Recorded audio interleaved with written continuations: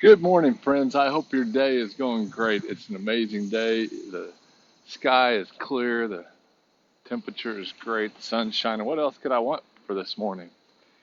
I was looking in Second Timothy, not Second Timothy, Second Peter, chapter 3, and verse 8 today. And Peter starts off the thing is he says, "Hey, friends, do not let this one thing escape your notice." Have you ever heard somebody say something like that? Hey Keith, don't let this thing escape your notice. And if somebody says something like that to me, it seems like it might be important, particularly, you know, that they said this one thing. If I said, hey, notice this, then that could be one of many things. But he says, do not let this one thing escape your notice.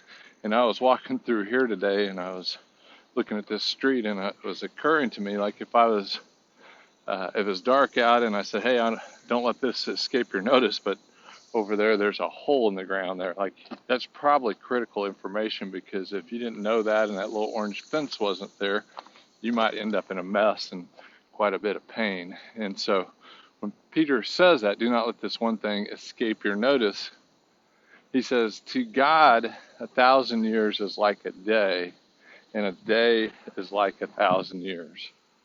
Just think about that for a minute. Doesn't time seem to expand and contract in your experience?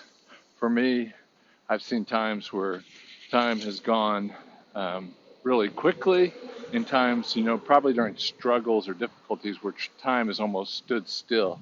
And so the idea that time is not something that constrains God is what Peter is saying there. He's saying, don't let this one thing escape your notice, that God is greater than time.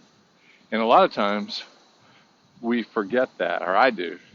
And the idea inherent is that problems, opportunities, situations, a lot of times time itself will take care of those things in life. And also, a lot of times we'll discover that life goes pretty quickly.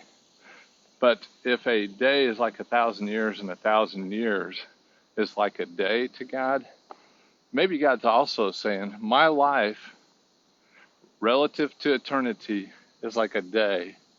And eternal life, that invisible spiritual life, that connectedness to Jesus is like 1,000 years compared to a day.